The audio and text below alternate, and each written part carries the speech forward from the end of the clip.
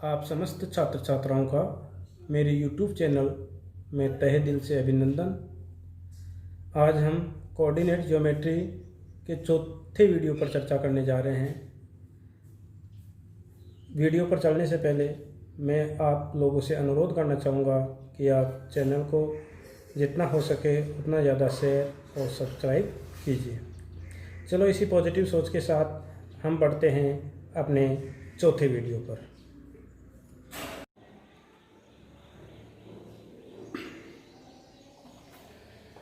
तो आज हम कोऑर्डिनेट ज्योमेट्री के चौथे पार्ट में क्वेश्चन नंबर 4 लेकर चलते हैं। क्वेश्चन नंबर 4 क्या है कि बिंदु 22, 20 और 0, 16 को मिलाने वाली रेखा के मध्य बिंदु के निर्देशांक क्या होंगे। ठीक है, तो एक्चुअल जो समस्या है वो क्या है आपके सामने एक्चुअल जो समस्या है वो ये है कि ये आपका कोई पॉइंट 20, 22 और ये आपका कोई पॉइंट 0, 16 है। सपोज करते हैं ये ए है, ये बी है। ओके, आपको क्या पूछ रहा है, बोलिए।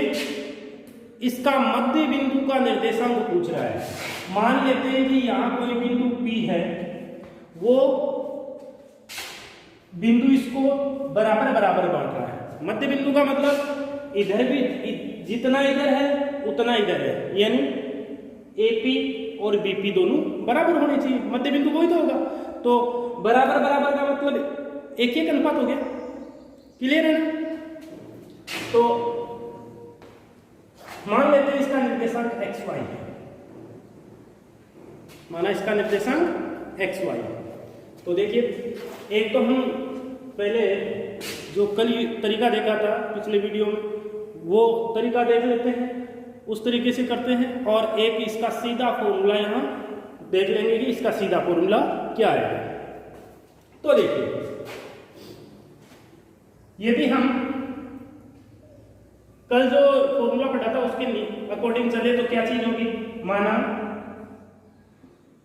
मध्य बिंदु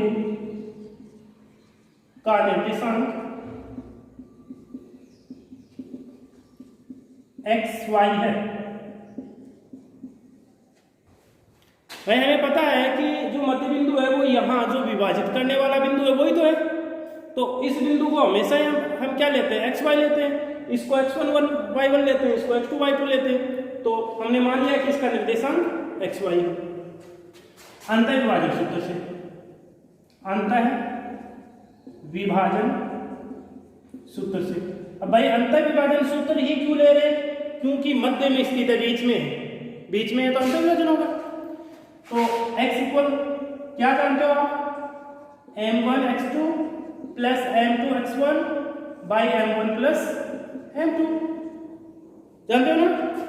इसी प्रकार y पर क्या होगा, m1 y2 plus m2 y1 upon में m1 प्लस m2। ओके, चलो ये फॉर्मूले जो कि याद है आपको लिख दिए। अब आपको यहां वैल्यूज पुट करने हैं। तो देखिए क्या चीज आएगी, m1 कितना है 1, x2 कितना है 0, प्लस m2 कितना है 1 और x1 कितना है 22 बटे में 1 प्लस 1। यही तो होगा। क्या चीज आएगी, 0 प्लस 22 बटे 2 बराबर क्या आ गया ना। इधर देखिए, m1 कितना है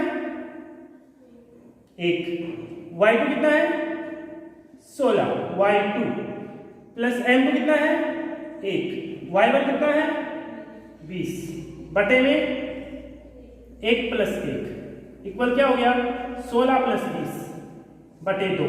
कितना हुआ है 16 प्लस 20 36 बटे में 2 बराबर में 18। अतः मध्य बिंदु का निर्देशांक क्या होगा, अतः मध्य बिंदु का निर्देशांक 11, 18 होगा।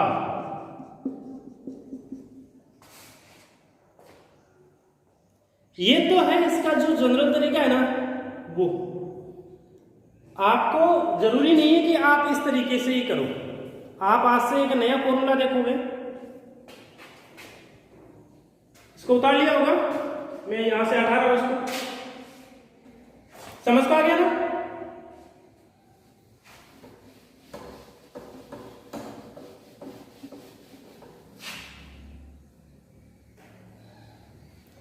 मैं यहां कोई जनरल पॉइंटर ले लेता हूं, जैसे हमने फॉर्मूला डिराइव किया था किसका, आंतरिक विभाजन और वायु विभाजन का, तो वैसे ही मैं यहां पर क्या कर लेता हूं, ये पॉइंट मान लेता हूं x1 y1, ओके, और ये मान लेता हूं x2 y2। क्लियर? अब यहां से आंतरिक विभाजन का मैं यदि फॉर्मूला लगाऊंगा तो देखिए क्या चीज आएगी, x बराबर क्या आएगा, m1 कितना भाई, एक लिखने की जरूरत नहीं है, चलो लिख देता हूं, 1 गुणा x2 प्लस क्या होगा, 1 गुणा x1 बटे में 1 प्लस 1, कुल मिला के क्या है, x1 प्लस x2 बटे में 2। y बराबर क्या आएगा, 1 गुणा y2 प्लस 1 गुणा y1 बटे में 1 प्लस 1, यानी y1 प्लस y2 बटे में 2। याद रखोगे, मध्य बिंदु का यदि आपको फॉर्मूला निकालना है तो आप x1 प्लस x2 बटा दो कर दो सीधा ही, y1 प्लस y2 बटा दो। अब लिखोगे कैसे, आप लिखोगे हम जानते हैं मध्य बिंदु के निर्देशांक बराबर, मध्य बिंदु के निर्देशांक बराबर x1 प्लस x2 बटे 2 कोमा y1 प्लस y2 बटे 2। कहने का मतलब मध्य बिंदु का जो निर्देशांक होगा वो ये होगा। क्लियर?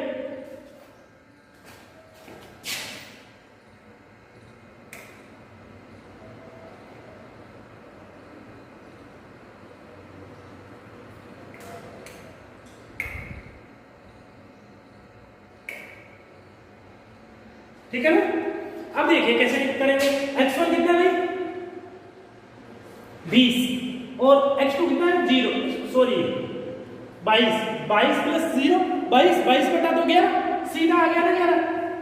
इसी प्रकार y1 कितना है 20 और y2 कितना है 16, 36 बटा दो 18, सीधा आ गया। तो ऐसे सीधा आप क्या लिखोगे, हम जानते हैं मध्य बिंदु का निर्देशांक बराबर ये, और फिर वैल्यू करके निकाल दो। ओके,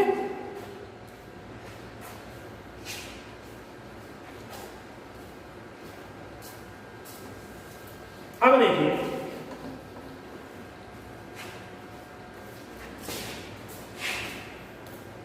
ये और कहां काम में आएगा, देखिए ऐसा कोई एक क्वेश्चन और मिलेगा आपको।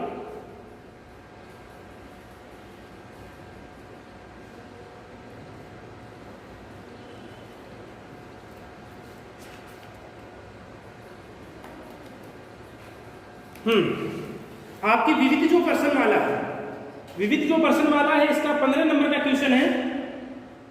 देखिए किताब है आपके पास, ये क्या कह रहा है कि एक कोई रेखाखंड है, विविध प्रश्न वाला का 15 क्वेश्चन है, 15वां क्वेश्चन है। एक रेखाखंड है, उसका एक सिरा जो है 4 0 है, मध्य बिंदु 4 1 है, और तो उस रेखाखंड का दूसरा निर्देशांक ज्ञात कीजिए। यानी आपको एक रेखाखंड दिया है, इसके एक सिरे का निर्देशांक दे दिया 4 0 और इसके मध्य बिंदु का निर्देशांक दे दिया 4 1 और दूसरे बिंदु का निर्देशांक पूछा है। ठीक है, तो आप क्या करोगे, सीधा लिखोगे, हम जानते हैं we know that for middle point, क्या जानते हो मिडिल पॉइंट के लिए, मिडिल पॉइंट के लिए आप जानते हो कि x बराबर होता है x1 प्लस x2 बटे 2 और y बराबर होता है y1 प्लस y2 बटे में 2। ठीक है, मिडिल पॉइंट के लिए आप ये जानते हो, मध्य बिंदु के लिए ये जानते हो। चूंकि मध्य बिंदु आपको यहाँ गिवन है, कितना है 4, x1 आपको गिवन है कितना है 4 प्लस x2 गिवन नहीं है, तो कोई बात नहीं, x2 y2 कर दीजिए सेकंड पॉइंट को।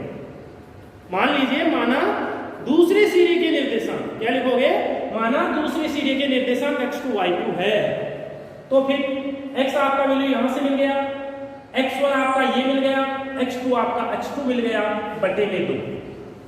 इसको इधर मल्टीप्लाई करेंगे ना तो कितना हो जाएगा 8 बराबर में 4 प्लस x2, तो x2 बराबर कितना आया है 8 माइनस 4 बराबर 4 आया कि नहीं आया, 4 इधर आएगा माइनस का हो जाएगा।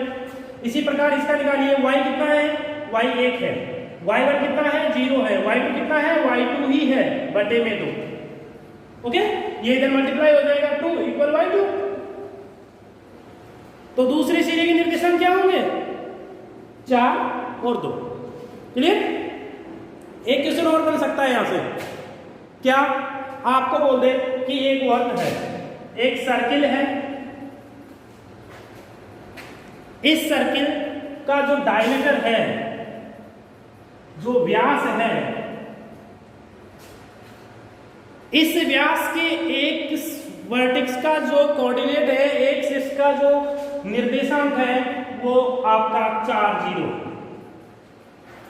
क्या बोला, एक वर्त है, इस वर्त के व्यास के एक सिरे का निर्देशांक 4 0 है और इस वर्त के केंद्र का निर्देशांक आपका 4 1 है। समझ में आ रहा है समस्या, क्या कह रहा है, वर्त के व्यास के एक सिरे का जो निर्देशांक है वो 4 0 है और उस वर्त के केंद्र का निर्देशांक 4 1 है, तो उस व्यास के दूसरे सिरे के निर्देशांक ज्ञात कीजिए। तो कैसे निकालोगे, सबसे पहले आप लिखोगे माना वर्त के दूसरे सिरे के निर्देशांक x2 y2 है।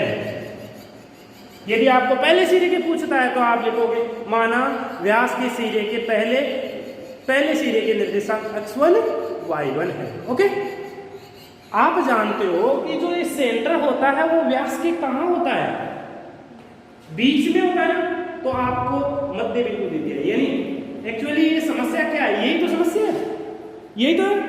ये सर्कल गुजार दो यहां से, तो यहां ये सेंटर कोऑर्डिनेट हो जाएगा ना, निकाल सकते हो, कई बार पूछा गया है ऐसा कुछ। ठीक है, तो आगे बढ़ते हैं। आपकी जो पाठ्य पुस्तक 9.2 है इसके 5वें क्वेश्चन पे चलते हैं।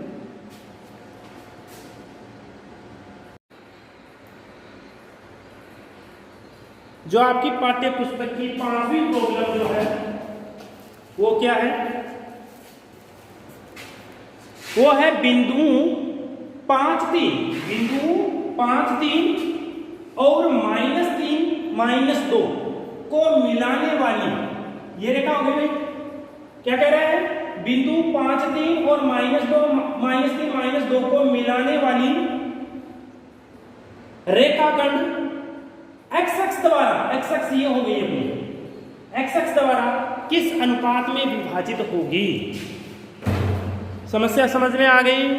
क्या कह रहा है, आपको बोल रहा है कि 5 3 और ये -3 -2 इन दोनों बिंदुओं को मिलाने वाली रेखा ये हो गई, जहां पर मैंने अंगुली टिका रखी, ये रेखा हो गई। इस रेखाखंड को ये आपकी एक्स एक्स हो गई, ये एक्स एक्स किस अनुपात में विभाजित करती है।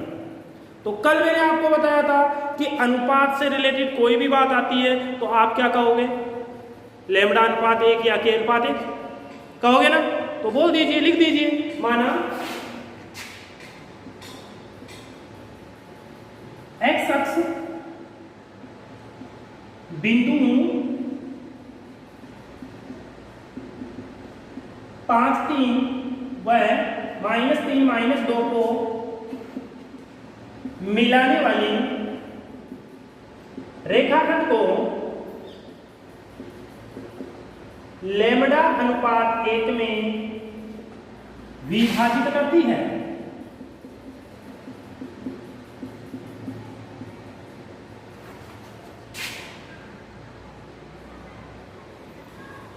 या एक लाइन थोड़ा सा और लिखना पड़ेगा तो वो साथ लिख दिए, रेखाखंड को लैम्डा अनुपात 1 में ये बिंदु तो आपको पता ही है, इसका निर्देशांक व्यापक निर्देशांक क्या होगा, जनरल कोऑर्डिनेट क्या होगा, एक्स एक्स पर कोई भी बिंदु लेते हैं, क्या लेते हैं x0, क्या लेते हैं x0। तो आपको इस चीज का तो पता है कि ये x0 है। अब ये एक अलग बात है कि x क्या है ना। तो क्या लिखा आपने, माना एक्स एक्स बिंदु 5 3 -3 -2 को मिलाने वाली रेखाखंड को लैम्डा अनुपात 1 में x0 पर, लेमड़ा अनुपात 1 में x0 पर विभाजित करती है। एक लाइन में काम हो गया, वैसे 2 लाइन लिखनी पड़ी। तो अंतर विभाजन सूत्र से, अंतर विभाजन सूत्र से क्या करोगे भाई बताओ? अंतर विभाजन के 2 फॉर्मूले, एक तो x निर्देशांक का, एक y निर्देशांक का। यहां पर कौन सा फॉर्मूला यूज करोगे? y1। कल बताया था जो 0 है वो लेंगे भाई। यहां x वाला यदि लेंगे ना तो x का वैल्यू तो है ही नहीं है ना, तो आप कौन सा लोगे? जो 0 है वो सूत्र लोगे। अब यहां पर 0 y है तो y वाला सूत्र लिखिए आप। तो अंतर विभाजन सूत्र से y बराबर आप जानते हो क्या होता है? m1 y2 plus m2 y1 upon में m1 प्लस m2 होता है ना। अब यार देखिए, जो आपके पास डायग्राम है उस डायग्राम में y का वैल्यू क्या है? y का वैल्यू 0 है। पुटअप कर दीजिए यहां। m1 कितना है? ये रहा m1, लेमड़ा अनुपात 1। तो यहां पर ऐसे लिख दीजिए इसको, लेमड़ा इधर लिख दीजिए, 1 इधर लिख दीजिए। तो m1 कितना है? लेमड़ा गुणा y2 कितना है भाई? y2 डायग्राम में देखिए, y2 ये रहा 3 प्लस m2 कितना है? 1 इंटू y1 कितना है? माइनस का 2। समझ में आ रहा है? अपॉन में लेमड़ा प्लस 1। अब आपको पता है लेमड़ा प्लस 1 इधर 0 से गुणा होगा तो 0 हो जाएगा। तो ये आपका हो गया 0 बराबर 3 लेमड़ा माइनस का 2। यहां से मैं इसको ऐसे लिख दूं, 3 लेमड़ा माइनस 2 बराबर 0। एक ही तो बात है। यहां से क्या करूं? 3 लेमड़ा बराबर आपका ये 2 हो जाएगा, ये माइनस का 2 बराबर के उधर जाएगा, प्लस का हो जाएगा। तो लेमड़ा इक्वल क्या आया? लेमड़ा इक्वल आया 2/3। अतः आपका रेशियो आ गया, कितना है रेशियो? 2:3। अतः वह अनुपात 2:3 होगा। या आप ऐसा भी लिख सकते हो, अतः x बिंदु 5 3 -3 -2 को मिलाने वाली रेखाखंड को 2:3 में अंतर विभाजित करेगी। जो आपको सुटेबल लगे वो लिखिए। क्लियर है? यहां पर भाई माइनस का चिन्ह आता तो कैसा विभाजन था? एक्सटर्नल सेक्शन था। एक्सटर्नल सेक्शन था, बाह्य विभाजन था। ठीक, कल बताया था। तो इस प्रकार से आपकी ये 5वीं प्रॉब्लम खत्म होती है। नेक्स्ट प्रॉब्लम पे चलते हैं। देखो,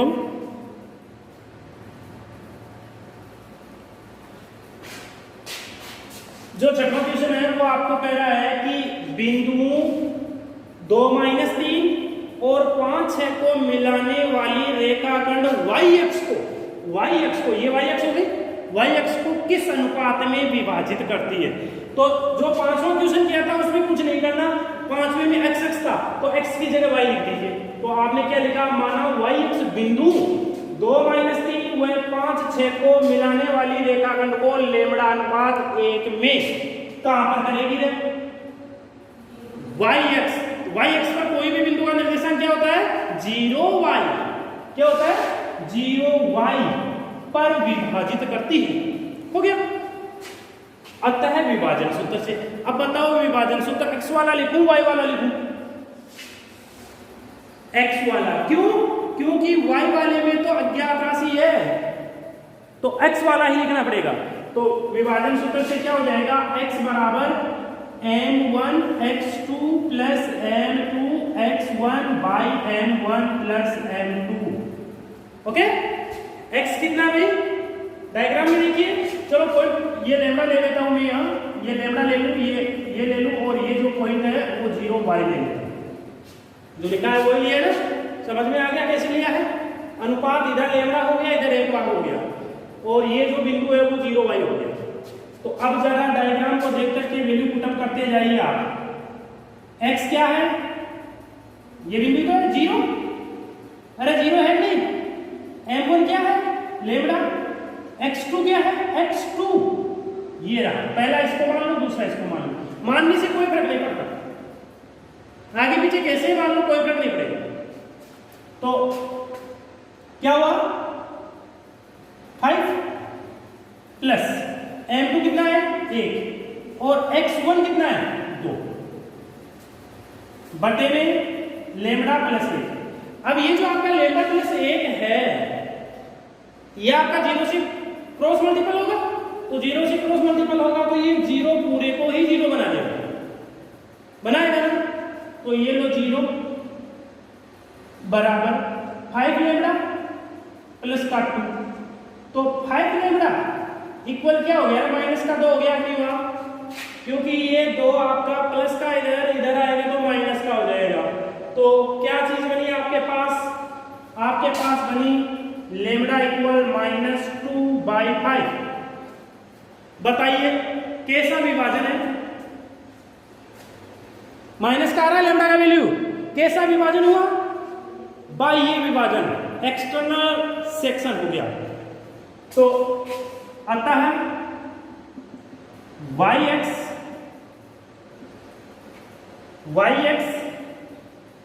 बिंदुओं 2 - 3 व 5, 6 को मिलाने वाली रेखाखंड को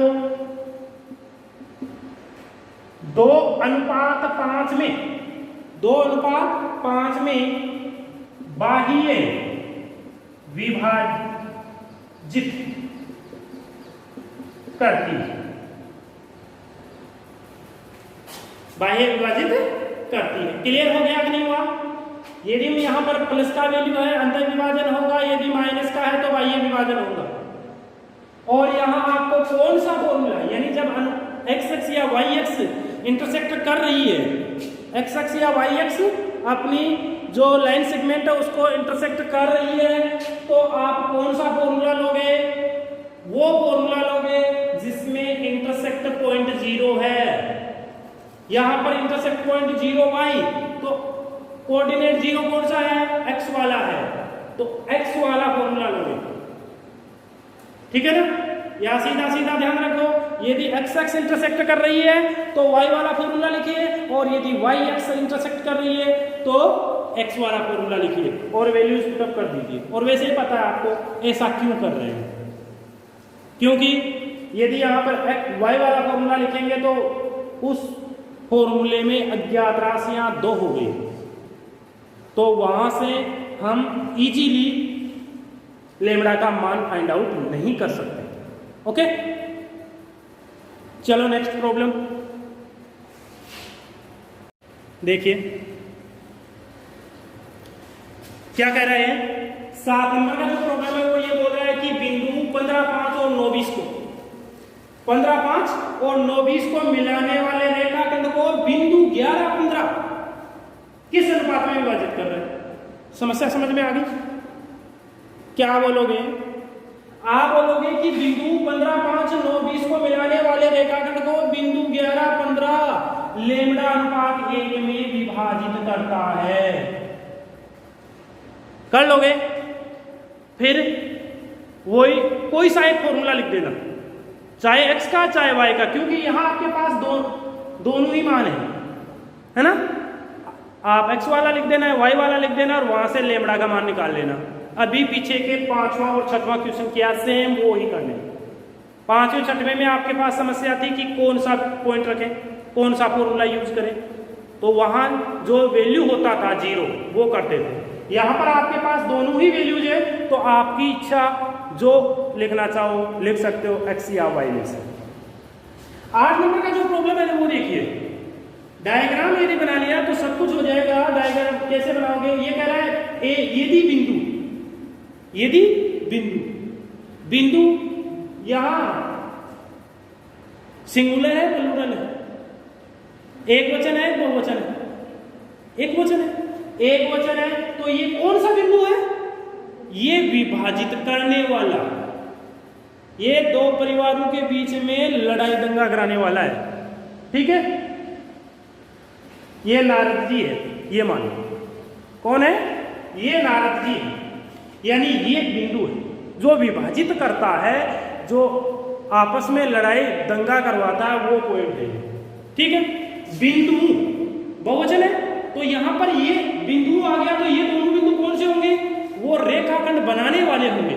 तो यहां पर आपके पास डायग्राम बनेगा ए ऑफ -2 3 और बी ऑफ दिया हुआ नहीं है, कोई बात नहीं दिया हुआ तो आप सपोज कर लो कि माना बिंदु P ऑफ 3 5 बिंदु A ऑफ -2 3 व B को मिलाने वाले रेखाखंड को 4:7 में विभाजित करता है, जहां बिंदु B के निर्देशांक x2 y2 है, या सीधा लिख दो माना B के निर्देशांक x2 y2 है, पूरा रामायण में लिख के सीधा लिख दो माना बिंदु B के निर्देशांक x2 y2 है, तो हो गया, रेखाखंड बन गया। नारद जी कौन है, ये है P। रेशियो क्या है, 4:7 है, वही फॉर्मूला लगाइए, कौन सा लगाओगे, दोनों फॉर्मूले लगाने पड़ेंगे। पहले फॉर्मूले x वाला लगाओगे तो x2 का वैल्यू आएगा, y वाला लगाओगे तो y2 का वैल्यू आएगा, ये आपका x1 y1 हो गया, ये xy हो गया, ये x2 y2 अपने आप आ जाएगा, कर लोगे ना। चलो आप इन दोनों क्वेश्चन को कीजिए, फिर आगे बढ़ते हैं।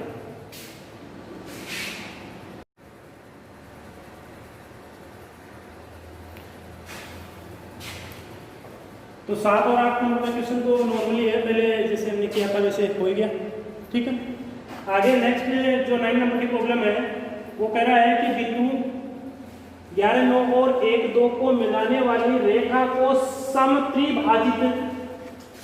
समत्रिभाजित करने वाले बिंदुओं के निर्देशांक बताइए। निर्देशांक फाइंड आउट करने आपको, ठीक है। कौन से निर्देशांक ज्ञात करने हैं, उन बिंदुओं के निर्देशांक ज्ञात करने हैं जो इन दोनों बिंदुओं को मिलाने वाली रेखा को समान 3 भागों में बांटते हैं। समझ में आया, नहीं आया, ये ऐसे बोल रहा है कि इन दोनों बिंदुओं को मिलाने वाली रेखा कौन है, इन दोनों बिंदुओं को मिलाने वाली रेखा ये है AB, ओके। अब आपको उन पॉइंट्स के कोऑर्डिनेट फाइंड आउट करने हैं जो इस रेखा को समान 3 भागों में बांटते हैं। अब समान 3 भागों में यानी बराबर के 3 टुकड़े कर लीजिए। सपोज करता हूं कि एक टुकड़ा ये है और एक ये, 3 टुकड़े हो गए क्या, पहला टुकड़ा ये हो गया, दूसरा ये हो गया, तीसरा ये हो गया, हो गया। तो आपके पास कितने पॉइंट रहेंगे, आपके पास 2 केस राइज होंगे, 2 केस राइज होंगे जब आपका पॉइंट यहां पर हो। अब यहां पर हो तो आपका जो रेशियो आएगा वो क्या आएगा, देखिए इस लाइन के कितने पॉइंट बने, 1 2 3। अब जब ये आपका ये पॉइंट जो है P पॉइंट है वो इस जगह है, तो बताइए इधर कितना रेशियो है, कितना पार्ट इधर 1 और इधर बताइए कितने, 1 2 2 भाग। तो अनुपात क्या हो गया, अनुपात क्या हो गया, 1:2 हो गया। लेकिन भाई जब यही पॉइंट आपका यहां ना होकर के यहां होता तो आपका अनुपात क्या होता, 2 भाग इधर होंगे 1 और 2 और 1 भाग इधर होंगे। तो यहां पर जो आपने जो कोऑर्डिनेट ज्ञात करने वाला फॉर्मूला देखा था, उस फॉर्मूले को 2 बार यूज करना है। कब, जब एक टाइम आपका रेशियो ये हो और एक टाइम रेशियो ये हो। क्लियर, चलो लिखना है, क्या लिखना है, क्या लिखोगे, बिंदु 11 9 है 1 2 को मिलाने वाली रेखा को समत्रि भाजित करने वाले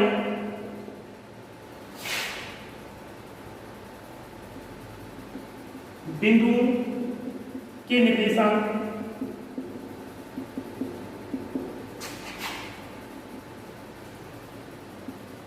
ज्ञात करने के लिए यहाँ दो स्थितियां होंगी, दो स्थितियां होंगी।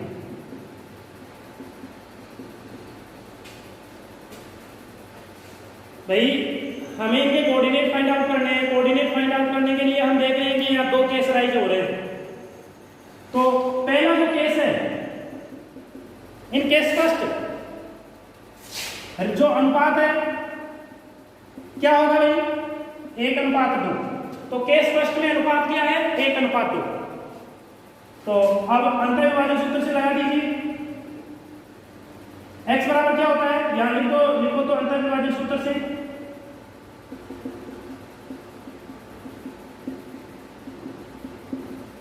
x इक्वल क्या होता है, m1x2 plus m2x1 by m1 plus m2।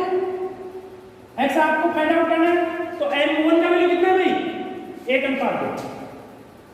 तो m का वैल्यू 1, ओके, m1 का। x2 कितना है, x2, अच्छा पॉइंट मैंने लिखे नहीं, लिख देता हूं, ये लीजिए। x2 कितना है, 1 प्लस m2 कितना है भाई, m2 2 है इस केस में, 2 गुणा x1 कितना है, 11 बटे में 1 प्लस 2, क्या निकल गया है, 1 प्लस 22 बटे में 3। x बराबर क्या निकल गया है, 23 बटे 3 आया। 7 का 7 y वाला फॉर्मूला भी पुटअप कर दीजिए। तो m1 y2 plus m2 y1 by m1 plus m2। तो m1 कितना है, वही आपका 1, y2 कितना है, 2 प्लस m2 कितना है, 2 और y1 कितना है, 9 बटे में 1 प्लस 2। सही लिख रहा हूं ना, 2 एकम 2, 9 दूनी 18 बटे 3, 20 बटे 3। अतः बिंदु के निर्देशांक, अतः बिंदु के निर्देशांक क्या होंगे, 23 बटे 3, 20 बटे 3 होंगे। अब आप सेकंड केस राइज कर लीजिए। तो केस सेकंड केस में आपका रेशियो क्या होगा, 2:1। तो ये लीजिए 2:1।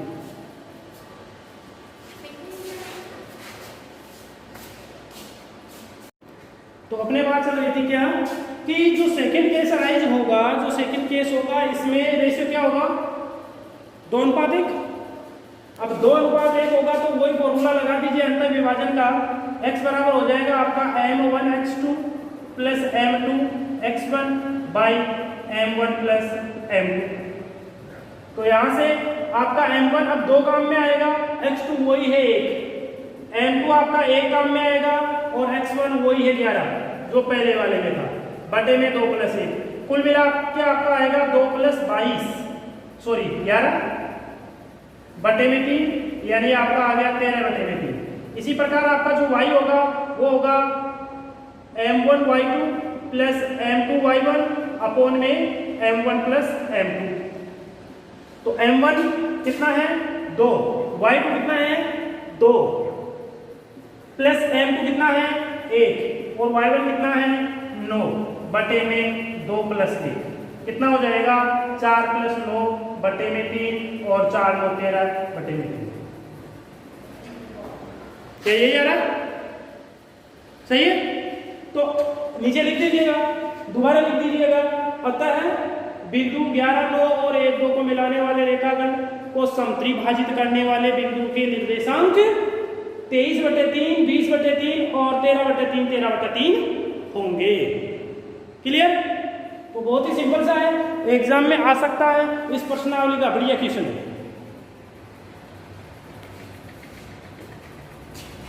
ध्यान रखना है, समझ में आ गया होगा। दोबारा देख लीजिए, आपको क्वेश्चन कह रहा है कि इन दोनों बिंदुओं को मिलाने वाले रेखाखंड को समान 3 भागों में बांटने वाले बिंदुओं के निर्देशांक, बहुवचन में देखिए बिंदुओं के, क्योंकि यहाँ एक से ज्यादा बिंदु होंगे, समान 3 भागों में बांटने वाले एक से ज्यादा बिंदु होंगे। तो जब हमने डायग्राम बनाया तो हमारे पास दो केस उपस्थित हुए, एक तो कि ये बिंदु यहाँ हो सकता है, एक ये बिंदु यहाँ हो सकता है। जब यहाँ होगा तो इधर का भाग 1 होगा, इधर 2 होगा, तो आपका रेशियो जो आएगा 1:2 आएगा।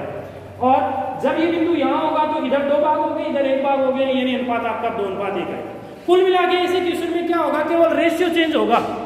क्या होगा, रेशियो चेंज होगा। यदि समान 3 भागों में बांटना है तो आपका रेशियो यानी 2 केस अराइज होंगे, 1:2 और 2:1। यदि 4 केस अराइज हो यानी 4 भागों में, समान 4 भागों में, नेक्स्ट जो क्वेश्चन है उसमें क्या कह रहा है, समान 4 भागों में बांटने वाले बिंदुओं के निर्देशांक ज्ञात कीजिए।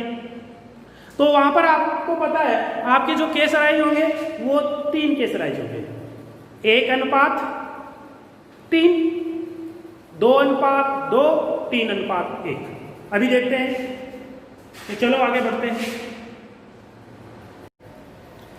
आपके सामने जो 10 नंबर का जो प्रॉब्लम है वो क्या है, देखिए ये कह रहा है कि बिंदुओं, एक तो आपका -4 0 है और एक 0 6 है। क्या है, 0 6। इन दोनों बिंदुओं को मिलाने वाला रेखाखंड ये हो गया भाई, मान लेते हैं AB को मिलाने वाले रेखाखंड को समान 4 भागों में बांटने वाले बिंदुओं के निर्देशांक कितने भागों में, समान 4 भागों में। तो देखिए 4 भाग बना रहा हूं मैं, 1 2 3 और ये 4 हो गए क्या 4। ये बिंदु सपोज करते हैं जब ये यहां पर है P1 पे, एक हो सकता है कि ये बिंदु P2 पे है, एक हो सकता है कि ये P3 पे है। तो आप लिख दीजिएगा, क्या लिखोगे, -4 0 व 0 6 को समान 4 भागों में बांटने वाले बिंदु की निम्न 3 स्थितियां संभव है। बिंदु -4 0 व 0 6 को समान 4 भागों में बांटने वाले बिंदुओं की निम्न 3 स्थितियां संभव है। लिख दिया गया, लिख दो, बिंदु -4 0 व 0 6 को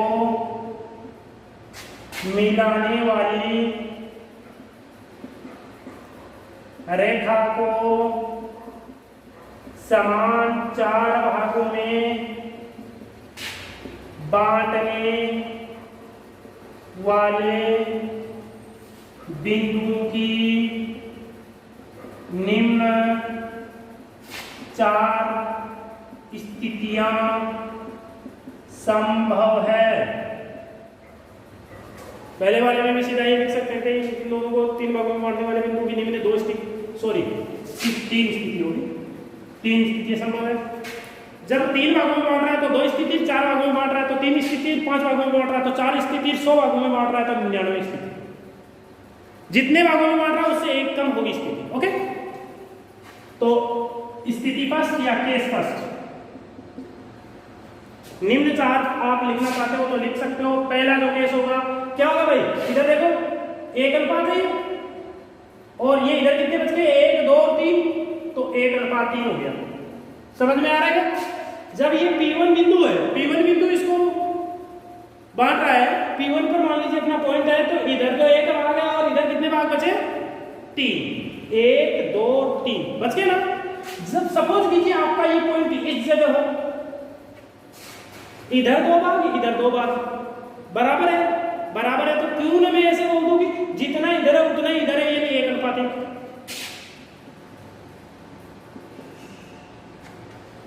यदि आप 2:2 लिखते हो तो भी सही है, कोई दिक्कत नहीं है, 1:1 लिखते हो तो भी सही है। और थर्ड जो केस होगा वो क्या होगा, देखो ये P3 पर है तो इधर कितने हो गए, 1 2 3 और इधर कितने हो गए, कितने केस में, 3 केस हो गए ना। समझ में आया नहीं ये 3 केस अनुपात मैंने कैसे निकाले, ये समझ में आ गया तो सब कुछ समझ में आ गया। पहला केस अराइज कर लीजिए आप, केस फर्स्ट। केस फर्स्ट यानी आप लिखना चाहो तो ऐसे लिख सकते हो, 1:3। अंतःविभाजन सूत्र से, अंतःविभाजन सूत्र से x बराबर क्या होता है, m1x2 प्लस m2x1 अपॉन में m1 प्लस m2। चलो m1 कितना है, जल्दी से बोलते जाइए, 1, x2 कितना है 0, x2 ये रहा 0 प्लस m2 कितना है 3 और x1 कितना है -4। कोई दिक्कत? 0 भाई, 1 को 0 से गुना करेंगे 0 और ये आपका -12 बटे में 4 कितना हो गया रे -3 हो गया। y को आप जानते हो क्या होता है y को m1 y2 plus m2 y1 by m1 plus m2। तो m1 कितना है 1, y2 कितना है 6, m2 कितना है 3 और y1 कितना है 0 बाई 1 प्लस 3 इक्वल क्या हो गया रे 6 प्लस 0 बटे में 4 यानी क्या हो गया रे 6 बटे 4 क्या हो गया 3 बटे 2 क्या हो गया 3 बटे 2। लिखना चाहो तो यहाँ निर्देशांक लिख सकते हो, यदि एक साथ लिखना चाहो तो एक साथ लिख दो। छोड़िए, अभी तो आपने ये वैल्यू फाइंड आउट कर लिया, ये वैल्यू फाइंड आउट कर लिया। कैश सेकंड केस में आपका रेशियो क्या है जरा बता दीजिएगा। ये तो x इक्वल क्या आएगा वही m1 x2 plus m2 x1 by m1 plus m2 क्या है 1 गुना x2 कितना है 0, m2 कितना है 1, x1 कितना है -4 बटे में 1 प्लस 1 कितना हो गया है ये 0 -4 बटे में 2 बराबर -2। प्रॉब्लम? कोई प्रॉब्लम नहीं। चलो y को देखिए, सीधा वैसे ये मध्य बिंदु तो है और क्या है मध्य बिंदु है तो सीधा लिखना चाहो तो सीधा लिख दो या लिख दिया तो कोई बात नहीं।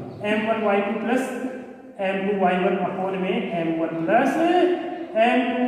m1 कितना है 1, y2 कितना है 6, m2 कितना है 1, y1 कितना है 0 बटे में 1 प्लस 1 बराबर में क्या आएगा 6 प्लस 0 बटे में 2 बराबर में कितना आया है 3। थर्ड केस थर्ड कितना रेशियो है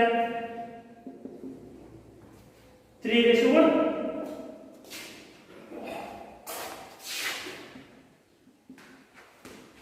आप पूरा लिखोगे, क्या लिखोगे पहले फॉर्मूला फिर ये, मैं सीधा इस फॉर्मूले में वैल्यू पुट अप कर रहा हूं। m1 कितना है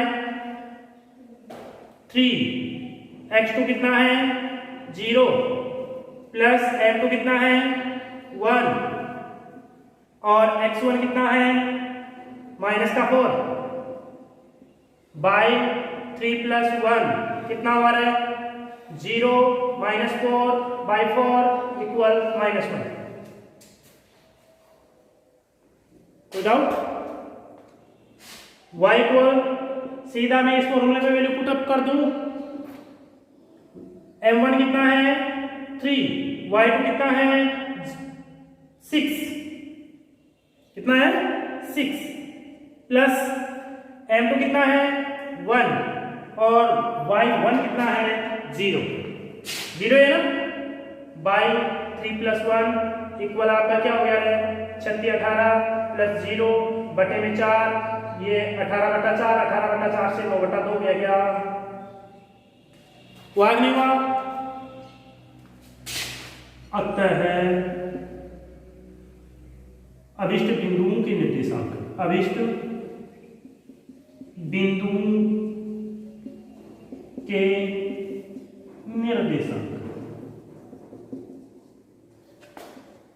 पहले केस में आपको क्या कोऑर्डिनेट प्राप्त हुआ -3 और 3/2, -3 और 3/2। सेकंड केस में क्या राइज हुआ -2 3 और थर्ड केस में आपको फाइंड हुआ point -1 9/2। So requirement coordinate of points are -3 3/2 -2 3 and -1 9/2। ठीक, ये मैंने यहां रिक्वायरमेंट लिखा है, अभिष्ट लिखा। अभिष्ट का मतलब जो आप चाहते थे, जिसकी आपको आवश्यकता थी। किसकी आवश्यकता थी? उस निर्देशांक की आवश्यकता थी जो इन दोनों बिंदुओं को मिलाने वाली रेखा को समान 4 भागों में बांटा है। तो अभिष्ट लिख दिया तो इतना लिखने की जरूरत ही नहीं है। क्लियर? समझ में आ गया होगा। बहुत ही सिंपल है, परीक्षा की दृष्टि से भी इंपॉर्टेंट है। क्लियर? आगे एक क्वेश्चन बचा है, वो एक बचा है, 2।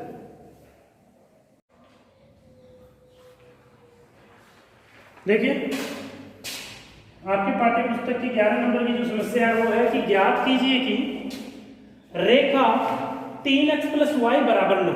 ये कोई एक रेखा है। चलो मैं ये रेखा बना देता हूं।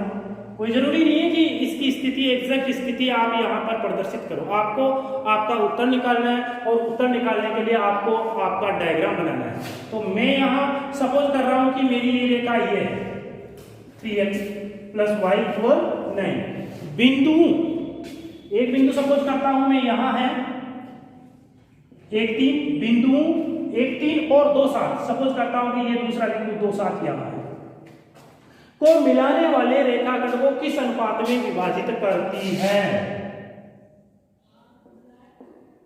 क्या जो समस्या है वो समझ में आ गई? क्या कह रहा है कि ये जो रेखा है वो इन दोनों बिंदुओं को मिलाने वाले रेखाखंड को किस अनुपात में विभाजित करती है। यदि पीछे का कुछ नहीं देखा तो अभी कुछ समझ में नहीं आएगा, लेकिन समझने की कोशिश करनी है, बाद में देख लेंगे। मैंने बताया था कि जब अनुपात ज्ञात करना होता है तो हम लिखते हैं कि माना वह अनुपात। भाई गणित में जो चीज नहीं होती उसको मान लेते हैं। तो हमें क्या ज्ञात करना है? अनुपात ज्ञात करना है। तो हम यहाँ मान लेंगे माना वह अनुपात लैम्ब्डा अनुपात 1 है, या k अनुपात 1 है, या p अनुपात 1 है, कुछ भी। तो मैं यहाँ लैम्ब्डा लिख रहा हूँ, लैम्ब्डा अनुपात 1। ये एक सिंबल है गणित का। जैसे गणित में ये क्या है? 7 है, ये क्या है? a है। तो उसी प्रकार ये एक साइंस में सिंबल लिया जाता है लैम्ब्डा। एक ऐसा म्यू लिया जाता है, एक ऐसा न्यू लिया जाता है, एक ऐसा गामा लिया जाता है, एक ऐसा बीटा लिया जाता है। तो ये सिंबल है, ठीक है। तो क्या बोला? ये लैम्ब्डा अनुपात 1 में विभाजित करती है। तो इस लाइन को एक बार यहां लिख देते हैं। माना रेखा कौन सी? 3x + y = 9। AB को मैंने यहां नाम दे दिया है ना, AB को लैम्ब्डा अनुपात 1 में विभाजित करती है। आपको सेक्शन 2 प्रकार के बताए थे, 2 प्रकार के विभाजन बताए थे, एक तो अंतर विभाजन और एक बाह्य विभाजन। अब यहां आपको किसी विभाजन का नाम नहीं लिखना। विभाजन का एक्चुअली आपको तब पता चलेगा जब लैम्ब्डा का लास्ट में मान निकल के आएगा। यदि प्लस का आता है तो अंतर विभाजन होगा, माइनस का आता है तो बाह्य विभाजन होगा। चलो चलते हैं। देखिए क्या करें, किस अनुपात में विभाजित कर रही है। तो हम सबसे पहले मान लेते हैं कि यहां पर ये जो दोनों का कॉमन पॉइंट है, जहां पर ये रेखा इस रेखा को जहां मिलती है उसका निर्देशांक xy 1 सेकंड के लिए मान लेता हूं, ठीक। तो अंतर विभाजन सूत्र,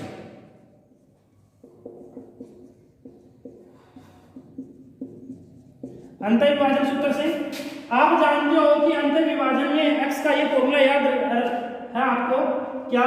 m1 x2 + m2 x1 / m1 + m2।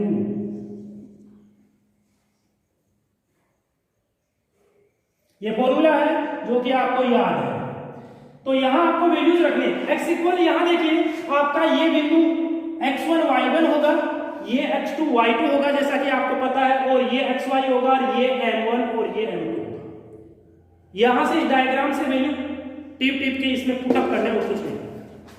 x equal x ही है, m1 कितना है जरा देखिए, m1 लैम्ब्डा है,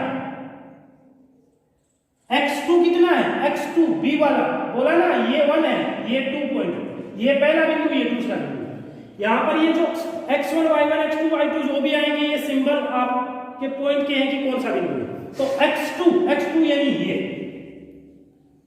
2 प्लस m2 ये आपका 1, आपने एक लैम्डा अनुपात 1 बनाया ना, ये 1, x1 ये 1 बटे में m1 क्या है लैम्डा और m2 क्या है 1। थोड़ा सा इसको सिंप्लीफाई करेंगे तो 2 लैम्डा हो गया, 2 को लैम्डा से गुणा करेंगे 2 लैम्डा, 1 को 1 से गुणा करेंगे 1 बटे में लैम्डा प्लस 1।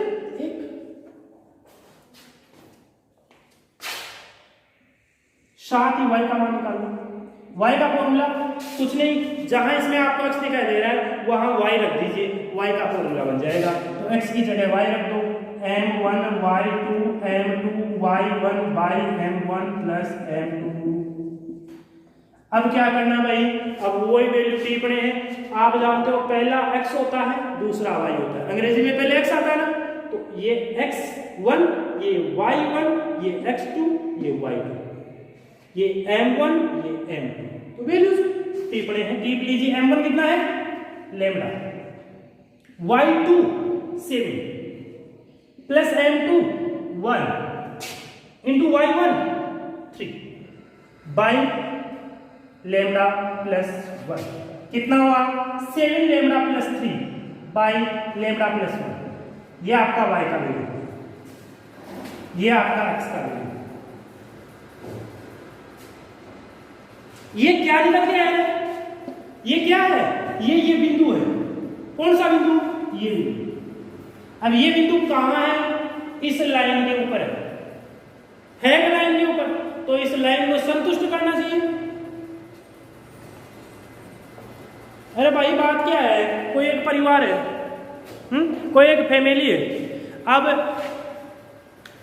फैमिली में यानी एक माँ बाप और 2 बच्चे हैं।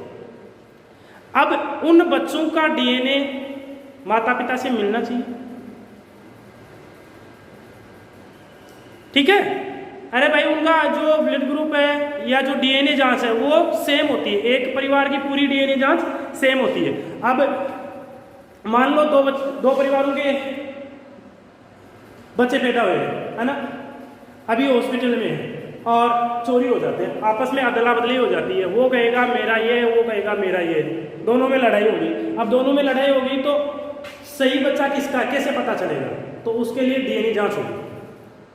अब डीएनए जांच के लिए क्या करना पड़ेगा, उस बच्चे का कोई भी बॉडी पार्ट, कोई भी बॉडी का कोई भी, चाहे वो बाल ले लो, नाखून ले लो, हड्डी ले लो, ब्लड ले लो, कुछ भी, उसका नमूना बच्चे का ले लेंगे और दोनों बच्चों का ले लेंगे और दोनों परिवारों का ले लेंगे। अब जिस बच्चे का जिन माता पिता से मेल हो रहा है वही उनका बच्चा होगा। तो यहाँ पर हम ये कह रहे हैं कि ये जो XY आए हैं, ये जो है वो किस फैमिली का है। मैं कह रहा हूं कि ये इस फैमिली का है, इस फैमिली का है, तो ये समीकरण संतुष्ट होना चाहिए। भाई ये बच्चा इस फैमिली का है तो डीएनए जांच मैच होनी चाहिए, तो चलो मैच करते हैं। तो आपको वही लिखना है, चूंकि बिंदु, अब मैं XY की जगह इनको लिखूंगा, बिंदु 2 लैम्डा प्लस 1 बटे में lambda plus 1 comma 7 lambda plus 3 बटे में लैम्डा प्लस 1। क्या लिखा है मैंने, ये x और y लिखा है, क्योंकि बिंदु ये रेखा किस पर होना चाहिए, किस परिवार का होना चाहिए, इस परिवार का होना चाहिए। रेखा 3x प्लस y बराबर 9 पर स्थित है, 9 पर स्थित है, अतः इसको संतुष्ट करेगा, इसे संतुष्ट करेगा, ठीक है। अरे बात समझ में आई कि नहीं आई, लड़ाई हो रही है बच्चे की, लड़ाई हो रही है बच्चे की कि ये बच्चा इस फैमिली का है, यानी ये जो माता पिता है वो बोल रहे हैं कि ये बच्चा हमारा है, मान लिया उनका है, तो उनका है तो डीएनए जांच मैच होनी चाहिए कि नहीं होनी चाहिए? होनी चाहिए ना। होनी चाहिए तो मैं यहाँ इसके डीएनए जांच को मैच करवा रहा हूं। चलो करवाते हैं। 3 x का क्या मान रखूं? अरे सैंपल, इस बच्चे का सैंपल लेना है, 2 सैंपल है तो ये सैंपल 2 प्रकार के सैंपल लिए गए, एक बाल लिया है और एक ब्लड लिया है। तो ये बाल इस बाल की जगह इस बाल को रखता हूं। चलो पुटअप कर दिया। 2 लेमडा प्लस 1 बटे में लेमडा प्लस 1। कुछ भी नहीं करना, यहां पर x का मान ये रखना है, y का मान ये रखना है, रख दिया। अब क्या दिखाई दे रहा है? प्लस, लिख दो प्लस। y की जगह 7 लेमडा प्लस 3 बटे में लेमडा प्लस 1 बराबर में नहीं। जब भी आपको पता है कि बटे में कुछ आता है तो लघुत्तम लिया जाता है, पता है ना। तो इसको सरल करने के लिए सबसे पहले हमें लघुत्तम की आवश्यकता होगी, और लघुत्तम क्या आएगा? बटे में क्या? लेमडा प्लस 1, इसका लेमडा प्लस 1, लेमडा प्लस 1 लघुत्तम आ गया। ये लो साहब, लेमडा प्लस 1 लघुत्तम आ गया। अब सरल कैसे करते हैं? इस लघुत्तम में इसके हर का भाग देते हैं। कितनी बार जाएगा लेमडा प्लस 1 का? लेमडा प्लस 1 में एक बार जाएगा, एक बार जाएगा तो 1 गुणा 3, और ये आपका यानी 1 गुणा ये पूरा हो जाएगा 2 लेमडा प्लस। क्लियर है ना? अरे वो आ गई, कंफ्यूज हो रही है। पहले इसको सरल करें। ये 3 ऊपर n से गुणा होगा। अरे इसको सिंपल करेंगे तो उनको सिंप्लीफाई करेंगे तो गुणा होगा तो 3 दूनी 6x, 6 लेमडा प्लस 3 एकम 3 बटे में लेमडा प्लस 1। ये आपका 7 lambda plus 3 by lambda plus 1 equal 9। अब आपका एलसीएम क्या आएगा? आपका जो एलसीएम आना है वो आना है लेमडा प्लस 1। इस लेमडा प्लस 1 में इस लेमडा प्लस 1 का भाग दोगे, एक बार जाएगा, और इसको 1 को 6 लेमडा प्लस 3 से गुणा करोगे तो 6 लेमडा प्लस 3 ही आएगा। प्लस है, प्लस सुधार दिया। इस लेमडा प्लस 1 का इस लेमडा प्लस 1 में भाग दिया, एक बार गया, 1 को किससे गुणा करोगे? 7 लेमडा प्लस 3 से गुणा करोगे तो वही आएगा। 1 को किसी से गुणा कीजिए, वही आ जाएगा जिससे गुणा कर लो, बराबर 9।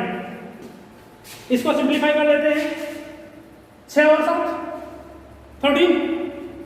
अरे 6 प्लस 7 करोगे तो 13 आएगा, तो 13 लेमडा प्लस 3 प्लस 3 6। और ये जो आपका है ये जब क्रॉस गुणा हो जाएगा, वज्र गुणा हो जाएगा, कैची गुणा हो जाएगा, क्या हो जाएगा?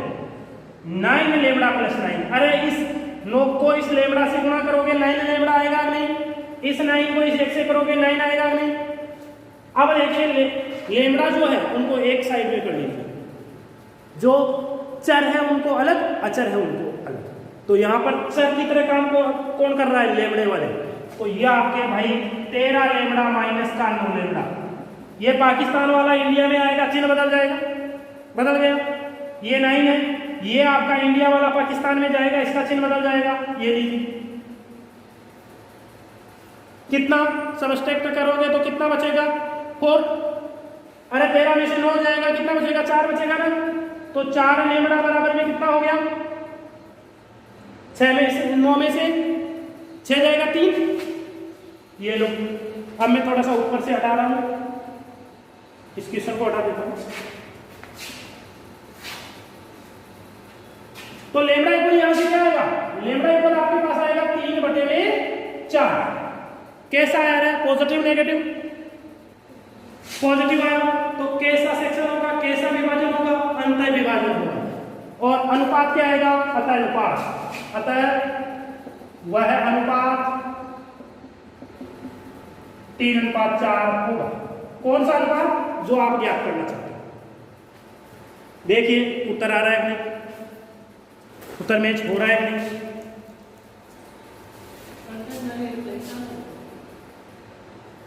आ रहा है 3:4?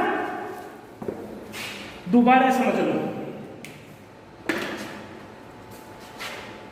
क्वेश्चन कह रहा है कि एक रेखा है 3x प्लस y बराबर 9। ये रेखा इन दोनों बिंदुओं को मिलाने वाले रेखाखंड को किस अनुपात में विभाजित करेगी?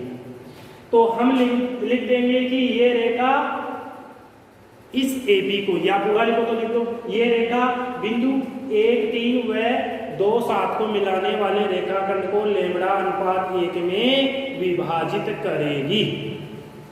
डायग्राम बना दिया। अब डायग्राम बना दिया तो आपके पास देखो ये लेमड़ा आ गया, ये एक आ गया। अब आप अंतर विभाजन के फॉर्मूले जानते हो कि x का मान तो ये होता है m1 x2, याद कल बताया था 1 2 2 1। m का 1 आ रहा है तो x का 2 आएगा, m का 2 आ रहा है तो x का 1 आएगा। क्लियर? तो x वाले में x ही आएगा, पूरे में x रहेगा, और y वाले में y रहेगा। क्लियर? याद हो गया होगा, ये याद आ गया। अब आप क्या करोगे, इस लाइन के लिए ये x1 y1 हो गया, ये x2 y2 हो गया, ये m1 m2 हो गया, और ये xy हो गया, ये वैल्यूज पुट कर दो। तो आपके पास xy के मान लेमड़ा के पदों में आ गए। किसके पदों में? लेमड़ा के पदों में आ गए। अब आप जानते हो कि ये जो बिंदु है ना, ये xy, ये तो इस रेखा पर स्थित है। इस रेखा पर है तो भाई इसको संतुष्ट करना चाहिए, तो करवा दो संतुष्ट। तो ये लो साहब क्या किया, इस x की जगह ये मान रख दिया और y की जगह ये मान रख दिया और इसको सरल किया तो लेमड़ा का मान आपके पास ये आ गया। आपको लेमड़ा का मान ही तो चाहिए था, तो क्या आ गया 3:4, यानी इसको बटे की जगह अनुपात लगा दो 3:4। ठीक है, सेम ऐसा ही आपकी पाठ्य पुस्तक का एग्जाम्पल है 6। आपको खुद को करना है, पहले यही xy के मान निकालने हैं। ठीक है, xy के मान निकाल करके जो दी हुई रेखा उसमें पुटअप कर देना। आपकी पाठ्य पुस्तक का सबसे शानदार क्वेश्चन है, और 100% तो नहीं कहूंगा, लेकिन 99% ये इस साल एग्जाम में है, चाहे तो एग्जाम्पल आ जाए चाहे ये आ जाए। ठीक है, अब एक क्वेश्चन बचा है, उसको आप करने की कोशिश कीजिएगा, यदि नहीं होता है तो नेक्स्ट टर्न में देख लेंगे।